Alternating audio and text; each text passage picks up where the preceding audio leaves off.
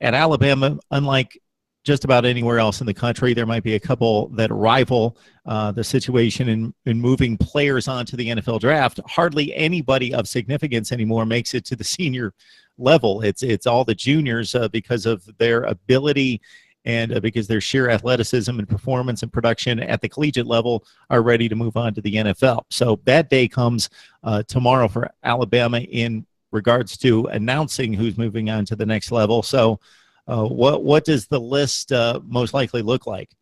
Yeah, January 16th is the deadline. Alabama, as they usually do, will hold a press conference where the juniors that are going to leave will come up and say a few words. Nick Saban will be there. He'll introduce them, say a few things about them as well.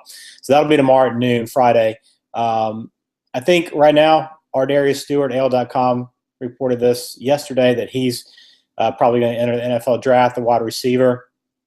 I don't know where he projects right now, which is kind of interesting. He's an explosive guy, great blocker. He can do a lot of things on offense, carry the ball, block, catch, punt return, kick return if needed. So he'll be interesting to see where he projects. But I think the big question will probably be Marlon Humphrey if you're looking for one guy to keep an eye on. I think Cam Robinson's pretty locked into first-round grade, even maybe a top 10 or 15 grade. So it'd be hard to imagine him coming back. But Marlon Humphrey, a guy that a lot of people project first round. I mean, it depends on what mock draft you look at, but I've seen him as high as maybe 17, 18, 19, somewhere in there from some people. So he didn't have his best year, I don't believe. Is he a guy that can stay around because he's got his whole family's Alabama? Obviously, he's a legacy kid. He might want to be a part of another championship team. Probably doesn't, maybe not need to go to the NFL as much as other kids might. So that could be a reason for him to stick around. So I think he's kind of up in the air. Ultimately, I bet he goes, but he's a guy that could come back at this point. So we'll find out that tomorrow. But like they have been in past years, there's guys waiting behind them and guys ready to step up and take their place as soon as they head off to the next level. Perfect segue, Ben. I don't think you need me here. Basically, you can do this on your own. The segue is obviously who's going to replace these guys, and not just that, but always like to get your take on who really intrigues you that maybe we didn't see a whole lot of unless you're really eyeing 22 positions at the same time. But for those people that are just looking for the impact players and those guys that stand out, maybe somebody who played a lot this year but necessarily didn't make an impact, somebody on your radar that needs to stand out this fall. Yeah, a couple of positions I'll be obviously watching. Quarterback will be one just to see the new kid on campus, but running back's another.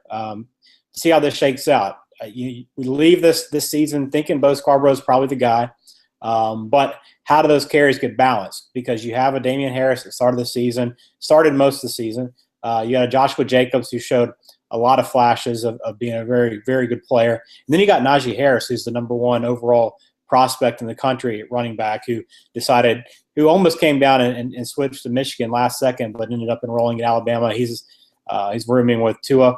So I like to see how he competes because he's a guy that looks like he could play from day one for a college team. Now, can he beat out the guys ahead of him? I don't know. And can he earn enough carries to even slide in at 2 or 3 is the question. So watching those. But I think ultimately linebacker is another spot. I mean, you lose Ryan Anderson, Reuben Foster, and Tim Williams. I mean, 3 guys that are first-round draft picks. And Reuben's a guy that you're not going to be able to replace. He's a different level linebacker that we've seen in Tuscaloosa. But Rashaan Evans is a guy that's got an opportunity to step up. We saw him fill in for Dion Hamilton late in the year when he got hurt in the playoff.